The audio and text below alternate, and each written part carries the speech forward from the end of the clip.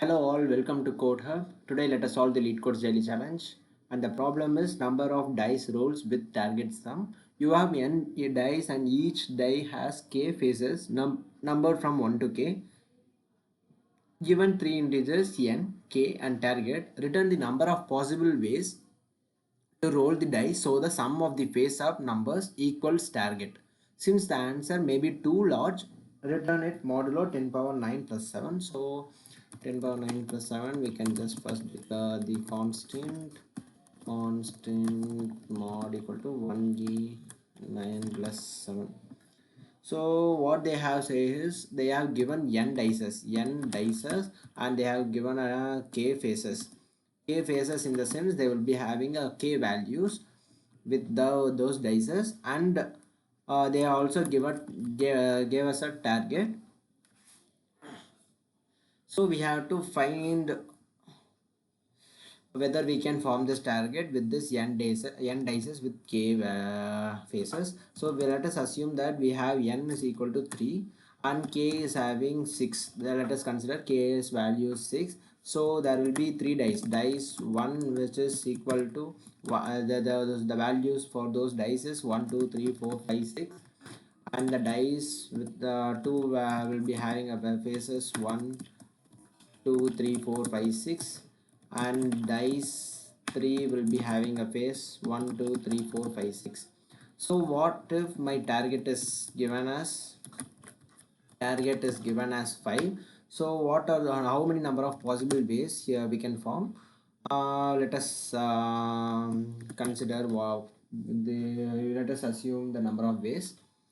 So one way will be from the dice 1 I will be taking 1, and from dice 2 I will be taking 2, from dice 3 I will be taking 2, and from dice 2 I will be from dice 1 I will be taking 2, and dice 2 I will be taking 1, and from dice 3 I will be taking another 2, and from dice 3 I will from dice 1 I will be taking a 2, and dice 2 I will be taking a 2, and dice 1 I will be taking a 1.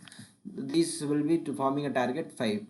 And another possible way will be from dice 1 I will be taking 1, from dice 2 I will be taking 3, and from dice 3 I will be taking a 1.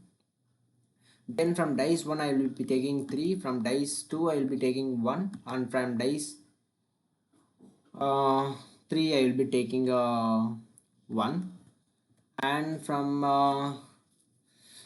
dice 1 I will be taking a 1, and from dice 2 I will be taking a 1, and from dice 3 I will be taking a 3. So these are the number of possible ways. For hope there is 6 possible ways for this n equal to 3 and k equal to 6 and target equal to 5.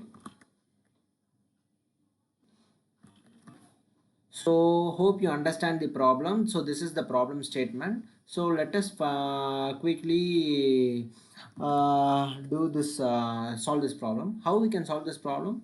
It is quite easy, because we have to take all possible ways to boil down and get the answer. So how we can go for all possible ways? Obviously we will be solving this using a recursion, because we are want to search for all possible ways and find the count the number of ways that can form a target.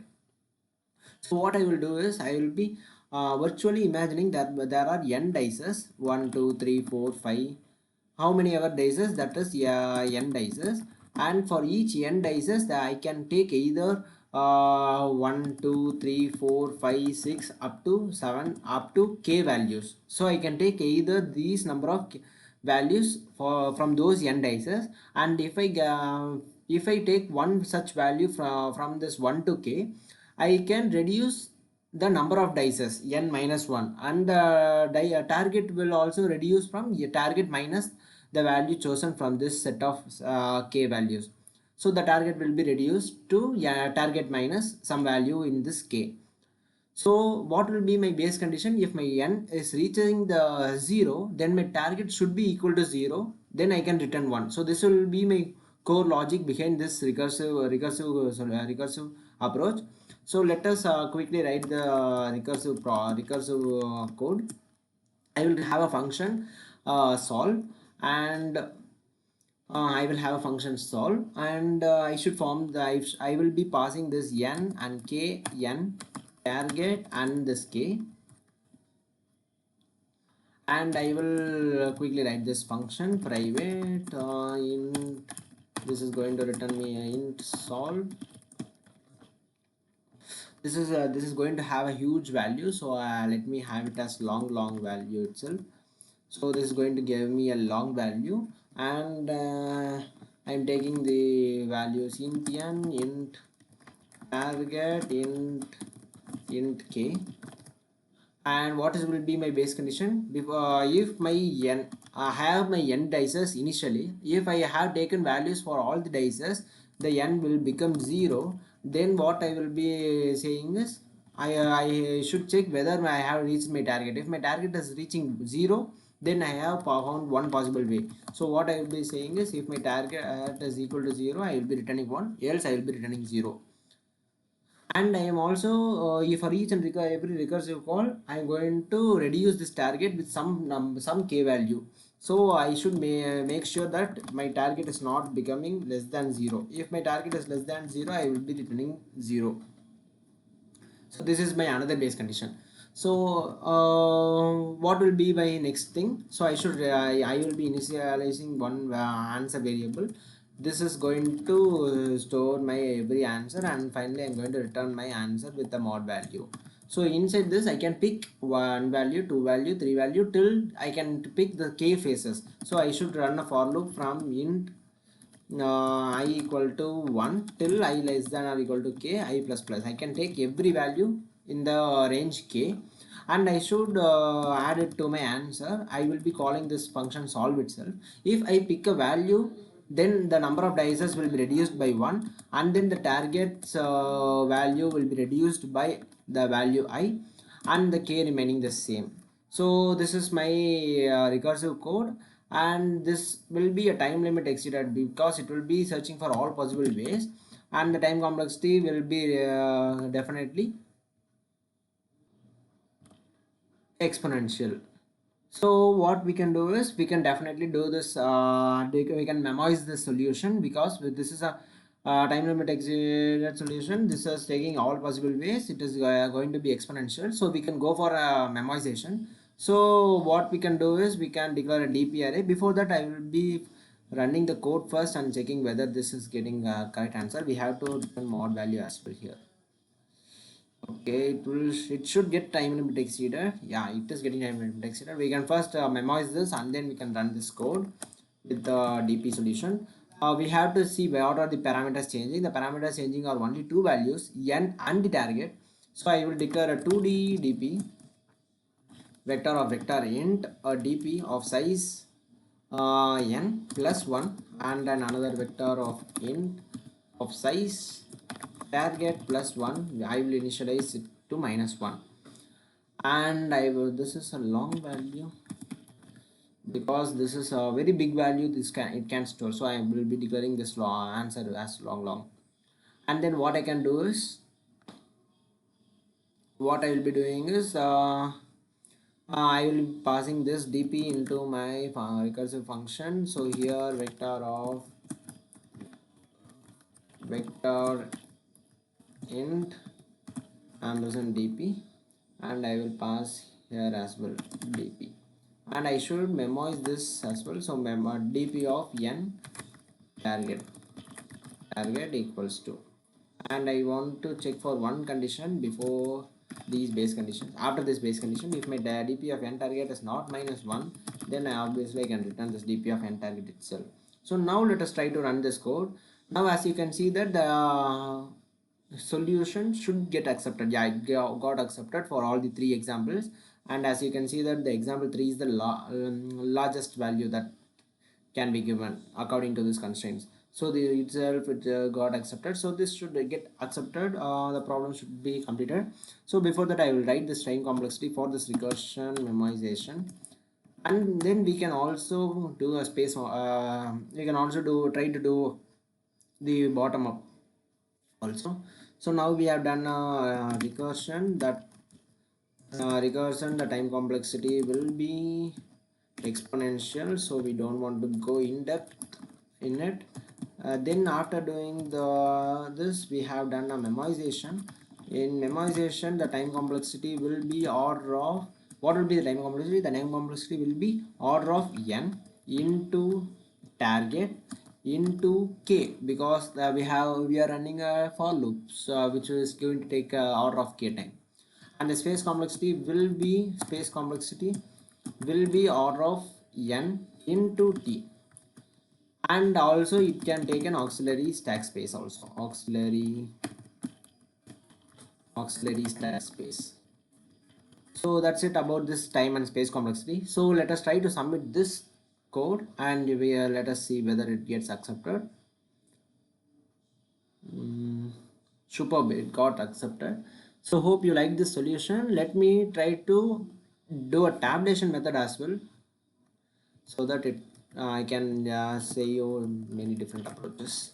So the time tabulation. So now what we want to do is, we have the recursive code. It is quite simple to do a tabulation. We have to first declare initialize this -1 to 0, and then what we can do is, we have to observe how the values are changing. The value is changing from n to 0, and the target's value is changing from target to 0. So in bottom up it is completely opposite, and what we have to do is, we have to run a for loop. Instead of changing these values n, so I will have this n to be nn, and I will name this target to be sum, so that I can use this n and target in my for loops easily. So what I will be doing is, now I will be having a int n equals to 1, and n is going till my n and n plus plus. So this is completely opposite. It should go from 0 n to 0, from 0 to n I am going, and the target is going from target to 0 in recursion. Yeah, so in tabulation it should go from opposite side, opposite angle. So for int target, which is equal to 1, so for target which is equal to 1, and my target should go till my sum and target plus plus. Superb. Now let us try to just copy paste the recurrence relation. We can just copy paste this recurrence relation, and it is very quite simple now. Now let us try to eliminate this return, and the solve will be dp of n minus 1 target minus I dp of n minus 1 target minus I mod value, and then this is no problem. And finally I'm going to return dp of nn, and this target is nothing but my sum, because that is the value n and sum. Okay, this I will eliminate this. Okay, we have converted this memoization solution to tabulation, but we have missed one major thing. So if my n is 0 and my target is 0, we have to initialize this dp to 1. So dp of 0 0 is going to be 1. So this will be my another base case. Sorry, will be my major base case. dp of 0 0 is 1. So I will eliminate this recursion solution. Superb. Now we have converted this tabulation into tabulation, and we have to see for another case. Yes, if my target minus I is going to be less than 0, if my target minus I is going to be less than 0, I will try to break and come out of this loop, because if my I is going to increase and go till my k, and if my target is less than minus I is going to be less than 0, then obviously I can break this for loop and come outside, because I don't want to calculate further. It will give us a error facing that you are accessing some not some boundary case, so it may be a boundary condition. So we have included this condition as well, because we should not get a runtime error again. Now let us try to run the code and see. So Superb, it got accepted. So for this tabulation, the time complexity will be order of n into target into k, and the space complexity is also n order of n into target, but we have eliminated this auxiliary stack space. So hope you understand this problem. Now let us submit this code. Superb, it got accepted. Hope you like this solution, and hope I have made my best to understand this all the three approaches: recursion, memoization, and tabulation. Let us see in tomorrow's LeetCode daily challenge. Until then, bye.